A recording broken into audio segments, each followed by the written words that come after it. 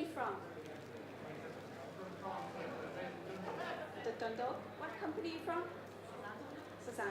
Okay. Any startups? Startups. Two startups. Okay. So I'm going to talk today about competing at business model level. Okay, I have no clicker. Okay. So as we know, there are many different business model levels. Google, Ryanair, eBay, and they all have different models. But competing at business model level will differentiate you. We know that there is continuous innovation and disruption, and it's the norm for 21st century companies, and it's a path for long-term survival, okay? And really, a lot of people have one product companies, but really the differentiation will happen at business model level. So we know in a business model environment that we use a lot of different tools at 1,000 Seeds to work with you on your business model, things like business model innovation, customer discovery, design, school thinking. And the tool that we may use, business model innovation, sits in the middle of this here, and there are many different factors that impact at the outside or external factors like market trends, regulatory, technology trends, and this is called our business model environment. The tools we use, some of you may use here, design school thinking, customer discovery, UX design around developing business models.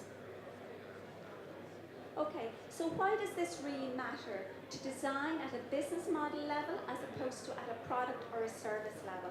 I meet a lot of companies and they say to me, we have one great product or a great service. Your business model is not about your product, your solution, or your service. It's the whole package, the environment, all the external factors, and that.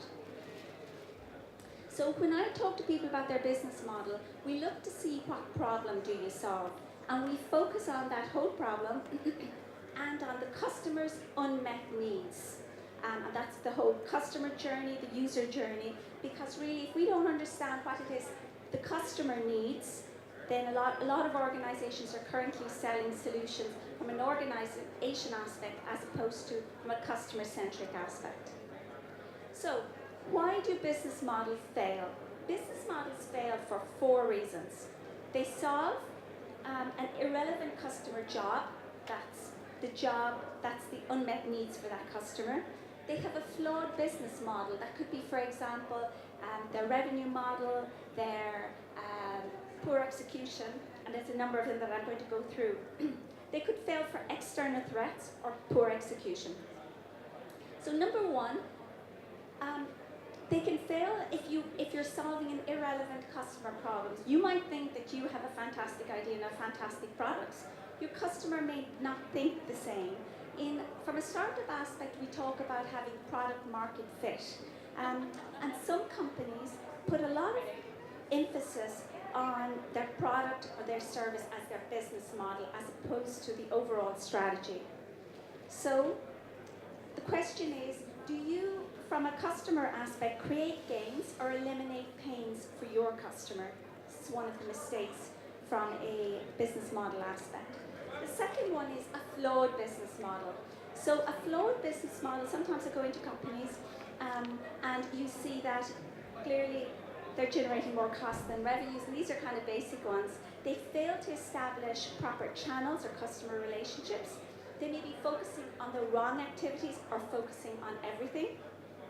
Or they may lack access to the right key partners, the right resources or activities.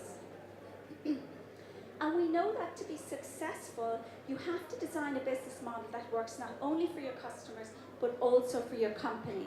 So we're very customer focused, very customer centric when we're developing a business model, but it also has to work on that other side of your business model, the internals. So the other piece is around neglecting external threats. So some companies are so focused on their own product or their own service that they're not necessarily looking at competitors and who the competitors are. They're not necessarily looking at the key trends that are happening or the industry forces or even the macroeconomics. So they're all the external factors outside that impact your business model. And finally is poor execution.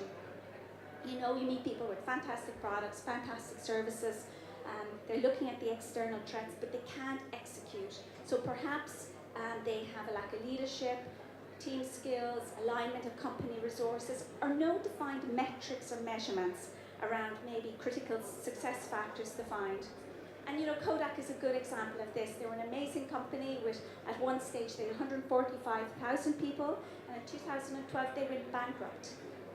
And they designed a lot of that great thinking Kodak did, but unfortunately they went bankrupt because they couldn't execute.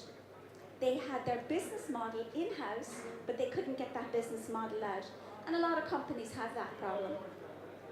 Okay, so what do successful companies do? Successful companies constantly scan the environment of all those factors around. And this is the likes of Amazon and Apple, and they relentlessly improve and refine their business model. They're not just looking at the successful one they have now, but they're looking forward to the future for their business models, and they're very proactive.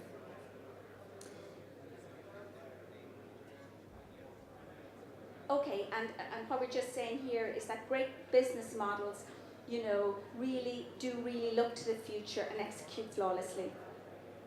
Okay, so to avoid these mistakes, these are the kind of questions that I would ask in doing a business model and exercise in a company. Are you helping customers get the right job done? That's your value proposition. Is it a revenue piece? Is it profitable and scalable? In today's environment, is it in the right context? So you're looking at your macroeconomics. Is it designed to work in that environment? And do your team have the right skills to execute? And you know what Darwin said? He said, it's not the strongest that survive, but it's the most adaptable. So I meet a lot of companies, traditional companies now, and they have a traditional model, but they really need to look at future models. Okay, I call this the mastery levels. There are different levels of companies from a business model aspect. There's a level 0 who are the oblivious, working hard and doing their product and their service, and they're really not looking at all those external factors. They're at a very basic level of business modeling and not competing at business model level.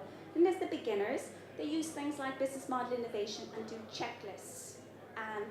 And they're getting on with their products and their service and that. Then there's the masters. There's the people who are successful, but they outperform, they outcompete with superior business model. That's the likes of we, Nintendo, Dell.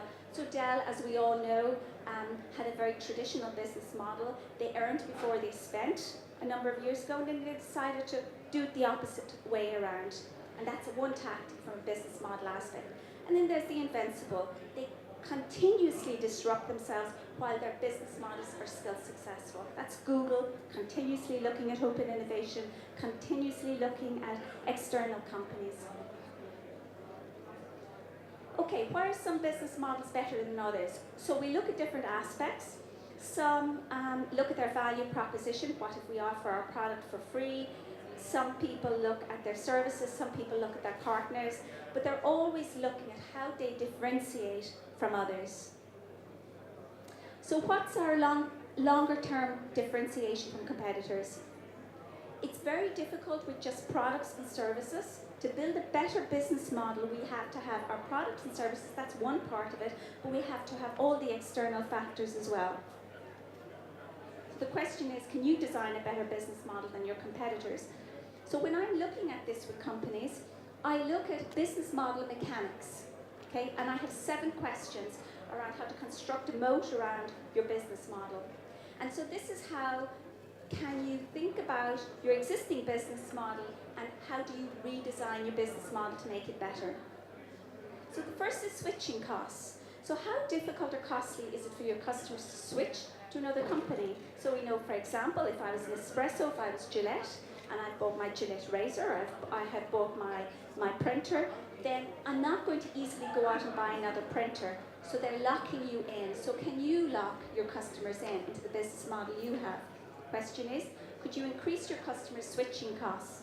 Second one is recurring revenues, kind of an obvious one. So does every sale need a new effort, or is it recurring? And it's to look at ways that you can make more recurring revenues. Earning versus spending. I talked about Dell earlier. Do you earn your money before you spend it? So for example, prior to this, they were building their PC and building their stock and putting it in shops. They stopped that model and they reversed it. So now you order, They make the product when you pay for it up front. So the question for you is, do you generate your revenues before you incur the costs of producing? Number 4 is game-changing cost structure. So is your cost structure substantially different from your competitors? So we look at our competitors' cost structure and say, how are their model working better than ours? And again, we ask ourselves, could you revolutionize your own cost structure? Or are there other potential competitors that might be disrupting your business model? Then the other one that I look at is around platforms, getting others to do the work. You know, Facebook and IKEA are very clever with their business model. They've provided a platform and we're all doing the work for them. So we are Facebook's employees. So I ask companies, are there other people who can do the work for us in our business model? And you create the platform and they're aggregating the data. The more times we're on Facebook, they're collecting our data. We are their employees and we're making a lot of money for Facebook. So is that something you could do on your platform? Scalability then, how rapidly can you grow and scale your business without hitting roadblocks? So this is about infrastructure and customer support. Can you scale quickly? And then your protection from your competitors. So really, especially if you've only 1 or 2 products, really you want to look to see, how does your business model protect you from your competitors? How are you looking to see and future-proof that business model? So we know corporates and a lot of SMEs in the past focus in on efficiencies, but now you really need to think about how to reinvent your business model, or you will risk being disappearing. So, you know, we know companies like Amazon, as I said, Apple, they're very good at reinventing themselves. So the question is, does your business model protect you from competitors, or how could you redesign to help you compete at business model level as opposed to product and services level? Thank you.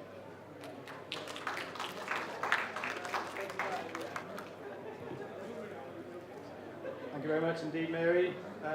Do we have any questions from the floor for Mary?